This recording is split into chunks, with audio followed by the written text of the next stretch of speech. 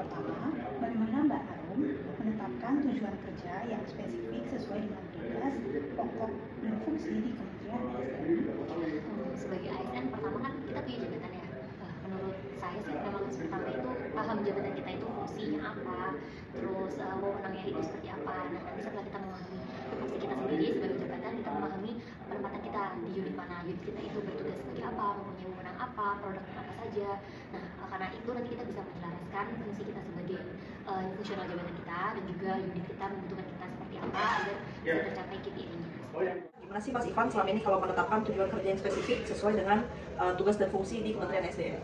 Baik, sebagai inspektur tambang, kita memiliki tugas dalam melakukan pembinaan dan pengawasan kepada perusahaan pertambangan.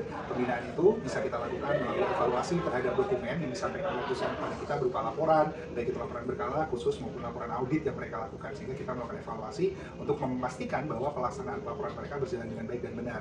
Tugas yang kedua, kita melakukan pengawasan, menilai bagaimana kemudian penerapan kaidah teknik pertambangan yang baik, khususnya aspek keselamatan pertambangan, diterapkan sesuai dengan ketentuan peraturan perundang-undangan di lapangan. Bagaimana cara mengukurnya? Tentu saja kita punya acuan yang jelas, kriteria yang jelas berupa peraturan, yaitu Dirjen Minerba nomor 185 tahun 2019 dan juga Dirjen 10 tahun 2023 untuk memastikan penerapan keselamatan pertambangan itu berjalan dengan baik di lapangan. Kira-kira seperti itu. Menurut Mbak, bagaimana sih cara Mbak memastikan bahwa target kerja yang dibuat bisa diukur keberhasilannya? Ya, kalau saya biasanya menetapkan kira-kira indikatornya itu apa dalam kinerja tersebut sehingga bisa dikatakan berhasil. Terus juga misalkan ada berapa jumlah dokumen yang harus dievaluasi, dan juga kira-kira stakeholder siapa aja yang membantu menyukseskan kegiatan pembinaan pengawasan gitu, yang terlibat dan relevan. Kemudian juga capaian persentase realisasinya itu seperti apa gitu. Misalkan 100% setidaknya harus 80% pesertanya dan lain sebagainya gitu. Dengan itu saya jadi bisa memastikan ketika perencanaan agar implementasinya itu sesuai dengan perencanaannya. Terus juga terakhir mungkin dari segi evaluasi, jadi saya juga ketika perencanaan melakukan evaluasi ketika implementasi gitu, sehingga masukan-masukan dari berbagai peserta atau stakeholder yang terlibat bisa dipastikan agar ada improvement terus gitu dari pekerjaan yang saya lakukan ataupun kegiatan yang dikerjakan oleh unit. Pertanyaan selanjutnya, apa contoh pencapaian terukur yang menurut Mbak menjadi kebanggaan tersendiri? Jadi kalau pencapaian terukur mungkin lebih ke secara kelompok gitu ya, atau secara kelompok kerja. Jadi di tahun lalu kami bisa menyelenggarakan coaching klinik sesuai dengan jumlah perusahaan batu bara yang ada di Indonesia, yaitu sekitar 10 provinsi gitu. Nah dari situ menurut saya menjadi kebanggaan karena pada akhirnya kami bisa memberikan fungsi pembinaan dan pengawasan secara maksimal, dan dari situ terjadi diskusi gitu ya antara pelaksana program pengembangan pemberdayaan masyarakat dan pemerintah gitu sebagai regulator. Dan dari situ kami juga menemukan berbagai kendala ataupun tantangan dari si badan usahanya, dan juga menjadikan masukan bagi kami secara selaku regulator gitu ya, agar memastikan pelaksanaan PPM yang dilakukan oleh badan usaha bisa sesuai dengan regulasi.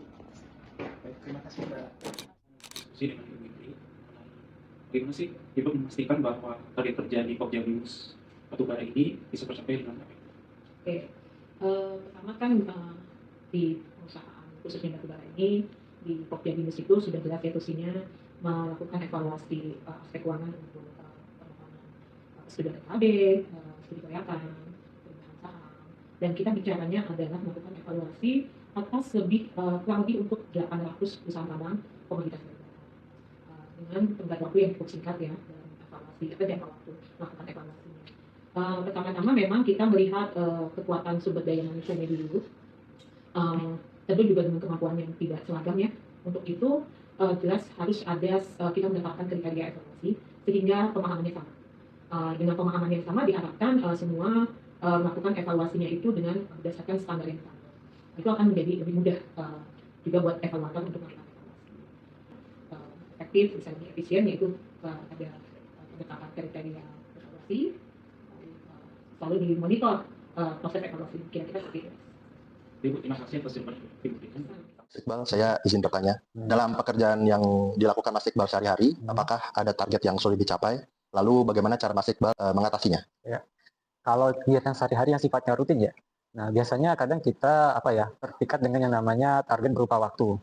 Nah sebenarnya di saya itu ada yang namanya pembuatan infografis peralatan ya. Nah itu harus di-upload setiap awal bulan. Nah kadangkala bulan-bulan tertentu itu kita ada pekerjaan lain yang harus diselesaikan gitu ya, sehingga yang sifatnya rutin ini yang harusnya di-uploadnya kadang di awal bulan di tanggal pertama begitu, menjadi diundur gitu, menjadi mundur tanggal 10, tanggal 11 gitu. Nah, kadang-kadang ini yang menjadi tantangan ya, dimana saya sendiri ketika ini terjadi kadang ya berusaha lah bagaimana supaya bisa lebih disiplin begitu ya, lebih ingat target, lebih skala prioritas. Karena kerjanya sifatnya rutin itu kan memang harus diprioritaskan ya sebenarnya daripada yang sifatnya sedental begitu. Intinya sih menurut saya lebih kepada skala prioritas yang harus bagaimana kita disiplin juga menetapkan skala prioritas itu begitu. Oke, baik, terima kasih atas jawabannya Mas. Izin bertanya Mas Rido mengenai pekerjaan sehari-hari yang Mas Rido lakukan, bagaimana caranya Mas Rido untuk memastikan setiap pekerjaan yang dilakukan itu sesuai dengan visi dan misi Kementerian SDM?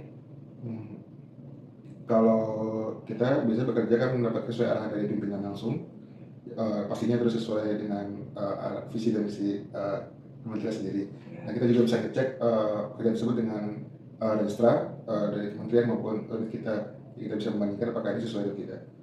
Dengan begitu, pekerjaan yang kita lakukan akan selaras dengan prioritas kementerian, terutama dalam mendukung transisi energi dan kemandirian energi nasional.